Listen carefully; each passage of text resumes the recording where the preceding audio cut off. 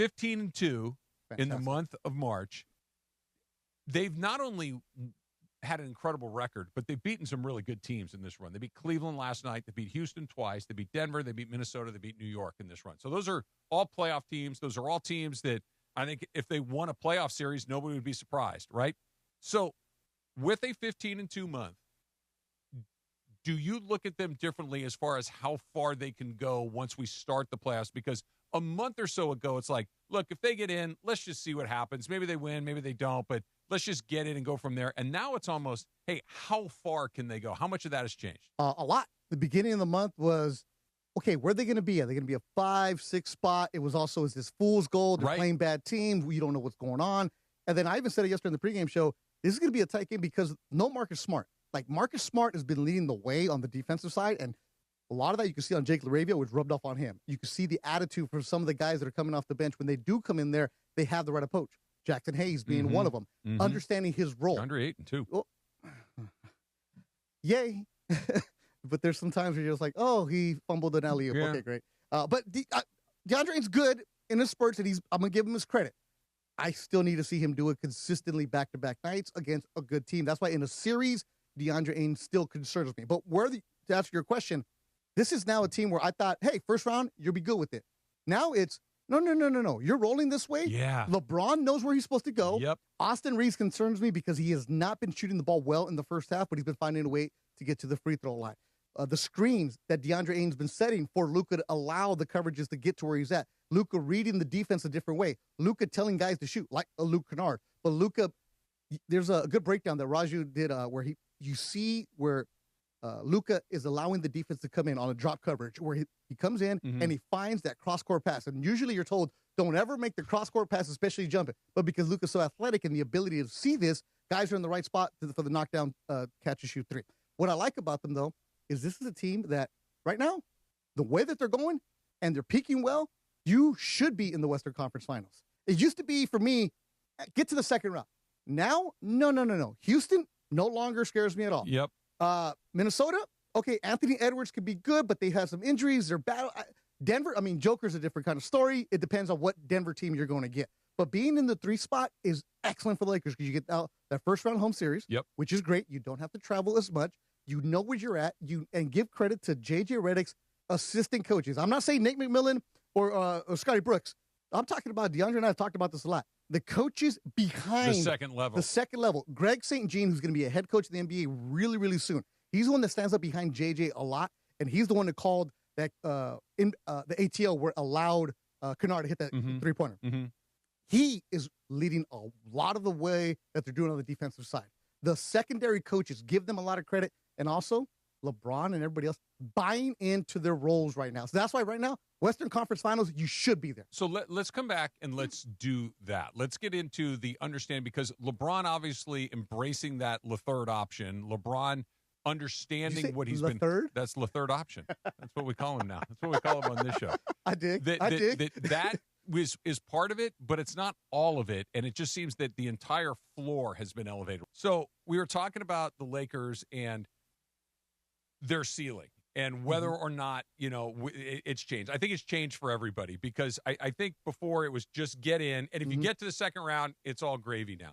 Now, more likely than not, you're going to have to play San Antonio in the second round. Now, by the way, that could change. San Antonio could catch OKC. They're 2.5 back of OKC. Yeah. So I mean, it's possible, probably not going to happen. Probably not, but you're going to play a really good team in that second round. Let's assume for a second that it's Wembanyama and the Spurs. Okay. The Lakers have done an incredible job since they recalibrated their team of taking out really good offensive players defensively. Like since this run started, since the month of March, they've shut down. They did it to Donovan Mitchell last night. They've done it to Jalen Brunson. They did it to Anthony Edwards. They did it to Kevin Durant. They did it to Bam Adebayo. Jamal Murray. They did it to Jamal Murray. And that was my question early on on the postgame show. I was like, okay, this team is good, but it's an off-shooting night.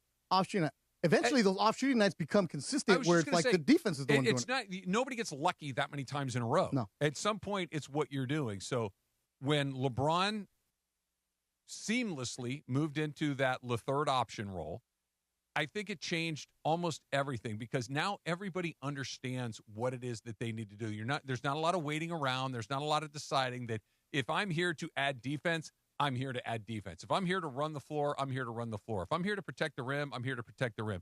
Everyone else's job got much more clear with LeBron. So now all of a sudden, DeAndre Ayton, who has elevated his game since he got lit up on social media. Now, I'm with you. It's not perfect, but it's better than it was prior to this. Absolutely. You look at Marcus Smart is an incredibly important part to what they do.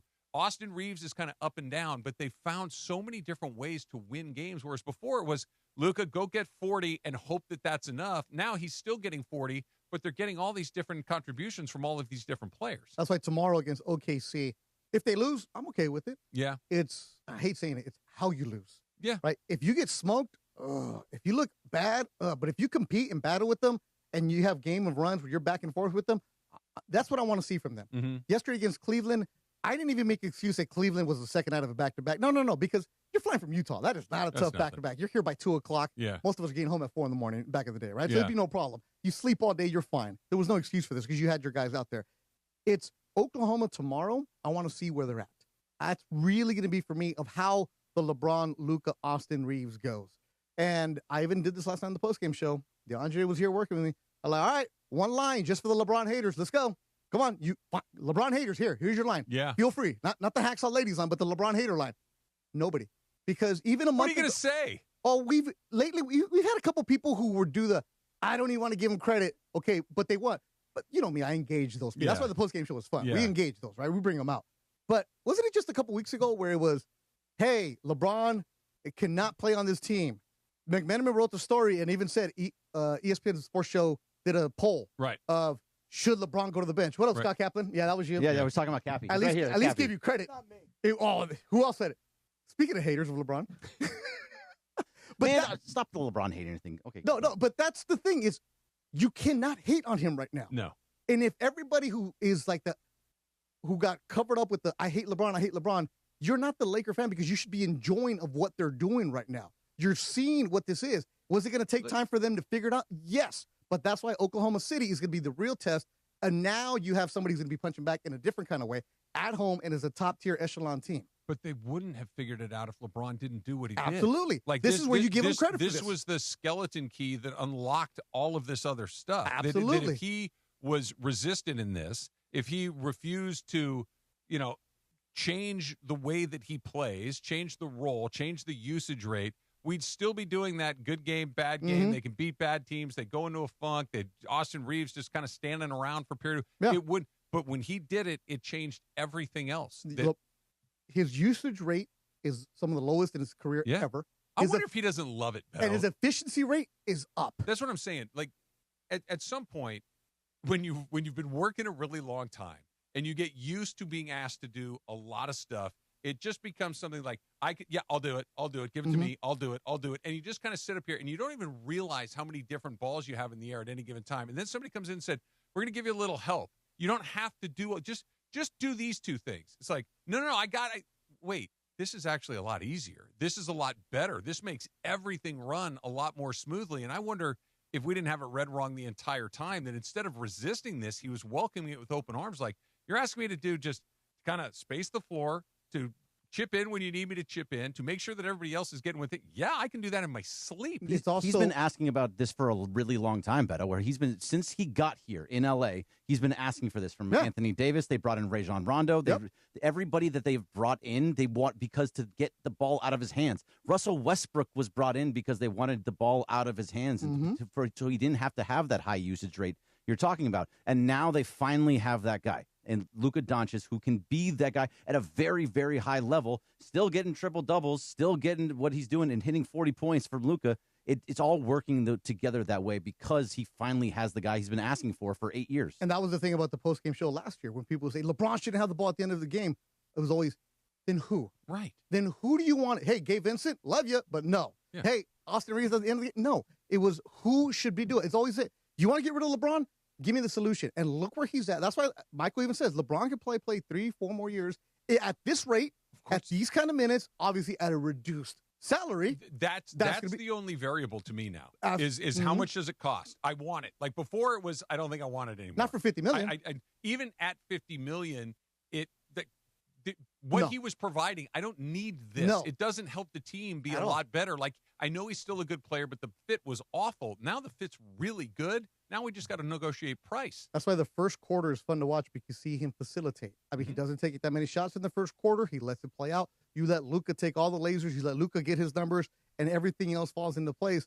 But it's not just LeBron here. It's DeAndre Ayton understanding. Yeah. JaXson Hayes understanding. Jake Everybody. LaRavia. Everybody's understanding these. Doesn't this go back to JJ Redick as well, though? If we want to do a full circle moment. Thank you. So we're going to get to him because I think he's in an interesting spot, and the fact that we don't talk about him a ton, I think, is actually a really good sign because it means that everything's working. It's like an umpire almost. When we're not saying your name, things going pretty good, and I think that's true of JJ.